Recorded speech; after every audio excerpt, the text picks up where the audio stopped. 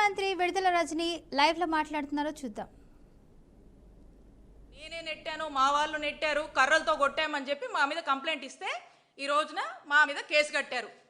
తిరిగి మా వాళ్ళే మళ్ళా అక్కడ ఈ ఇన్సిడెంట్ జరిగింది అని చెప్పి మా వాళ్ళు కంప్లైంట్ ఇస్తే దాని మీద ఇంత కూడా స్పందించలేదు, దాని మీద ఏం చేయని కూడా చేయలే. అంటే గుడికి వెళ్ళి వస్తే మా మీద కేసు కట్టారు. అంటే నేను అడుగుతా ఉన్నాను చంద్రబాబు నాయుడు గారిని, నేను గుడికి వెళ్ళి వస్తే నా మీద మా క్యాడర్ మీద కేసులు కడతారా మీరు? మరి నేను చేసిన తప్పేంటి? వెంకటేశ్వర స్వామి గుడికి వెళ్ళొద్దా? మీరు చేస్తున్నటువంటి మీకు ఇంకా మంచి బుద్ధి ప్రసాదించాలని మేము గుళ్ళోకి వెళ్ళి మొక్కొని వస్తే తప్ప మేమెక్కడ కవిచ్చాము? మేమన్నా గొడవ చేశామా?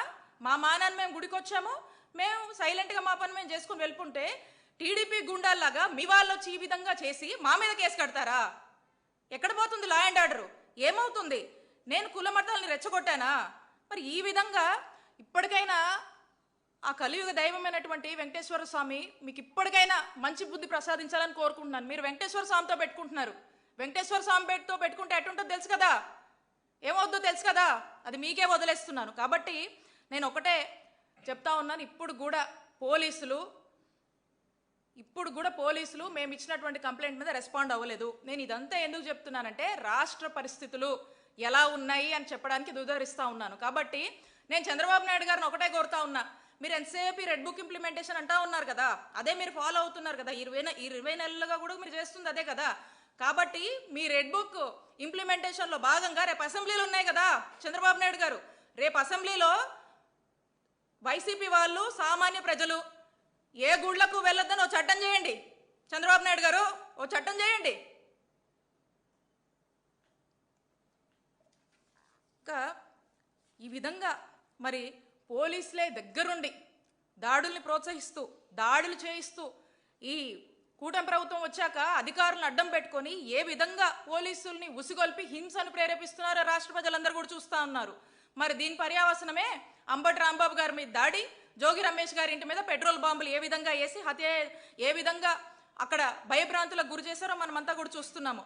కాబట్టి మాజీ మంత్రులుగా ఉన్నా కూడా ప్రతిపక్ష నాయకుల ఇళ్లపై ఈ విధంగా మరి దాడి చేయిస్తున్నారంటే ఒక్కసారి ఈ రాష్ట్రాన్ని చంద్రబాబు నాయుడు గారు ఏం చేయదలుచుకున్నారో ప్రజలందరూ కూడా ఆలోచించాల్సినటువంటి అవసరం ఉంది.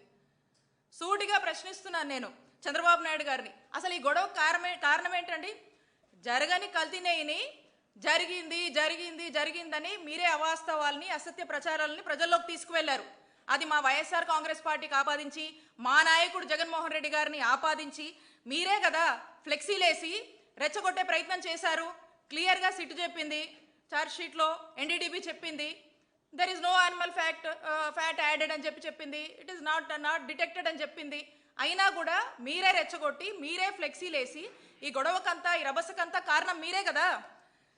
క్లియర్గా మీరు చేస్తూ మళ్ళీ దీన్ని డైవర్ట్ చేస్తూ, అంటే క్లియర్గా ఎక్కడ కూడా వీళ్ళంతా మేము ఈ కూటమి ప్రభుత్వాన్ని నిలదీస్తున్నాం కాబట్టి ఎంబటే ప్రతిపక్ష నాయకుల ఇళ్లపై దాడులు చేయాలి, అవసరమైతే పెట్రోల్ బాంబులు వేయాలి, ఇళ్లల్లో ఉన్న మహిళల్ని టార్గెట్ చేయాలి, కేసులు పెట్టాలి.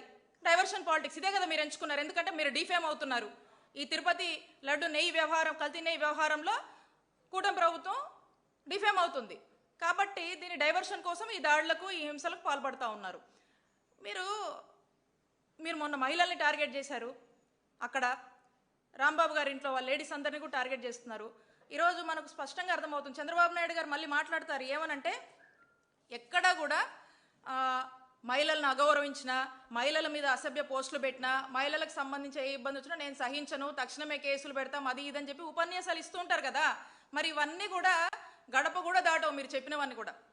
అలా మాటలకి మీ మీడియాలో రాసుకోవడానికి పరిమితం తప్పితే ఇవేమీ కూడా చేతల్లో సాధ్యమయ్యేటివి కావు. ఎందుకంటే మీరే మహిళల్ని టార్గెట్ చేస్తారు, మళ్ళీ మీరేదో మహిళలకు చేసేస్తున్నట్టు, మహిళా పక్షపాతిలాగా మహిళల గురించి తెగ ఆలోచిస్తున్నట్టు, మహిళకి ఏ ఇబ్బంది వచ్చినా మీరేదో తెగ చేస్తున్నట్టు మళ్ళీ మీరే బిల్డప్ ఇస్తారు. కాబట్టి ఇక్కడ నేనున్నాను, ఒక బీసీ మహిళను నా మీద పలుసార్లు దాడి చేశారు. ఈ విషయంలో కూడా నేను గుడికి వెళ్తే నా మీద కేసు కట్టారు. మరి దీనికి మీరేం సమాధానం చెప్తారు? అసభ్యంగా సోషల్ మీడియాలో నంబర్ ఆఫ్ పోస్టులు పెట్టి వేధిస్తూ ఉన్నారు. మా పరిస్థితి ఇలా ఉంటే రాష్ట్రంలోని సామాన్య మహిళల పరిస్థితులు ఏంటండి? సమాధానం చెప్పండి చంద్రబాబు నాయుడు గారు. దీనికి ఏముండదు. ఇవన్నీ చూస్తుంటే అసలు రాష్ట్రంలో ఆటవిక పాలన నడుస్తుందా అనిపిస్తుంది. లా అండ్ ఆర్డర్ ఉందా అని ప్రతి సామాన్యుడు ప్రశ్నించేటువంటి పరిస్థితి ఈరోజు నెలకొంది. There is no democracy, no Indian constitution, no law and order. ఇది మన రాష్ట్ర పరిస్థితి. జంగల్ రాజుగా మారింది ఈరోజు మన రాష్ట్రం. ఈ విధంగా 20 నెలలుగా మనం చూస్తూ ఉన్నాం కంటిన్యూస్గా ఇదే తంతు. ఏమంటే రెడ్ బుక్, లోకేష్ గారు red book implementation, red book agenda, red book policy, red book governance రాష్ట్రంలో యథేచ్ఛగా కూడా ఇదే నడిపిస్తూ ఉన్నారు. అందుకే మన ఆంధ్రప్రదేశ్ రాష్ట్రంలో అంబేద్కర్ గారు రాసినటువంటి రాజ్యాంగం ఎటో పోయిందండి. దానికి తూట్లు పొడిచేశారు. ఈ ఐపీసీ అంటే ఏమైంది తెలుసా మన రాష్ట్రంలో?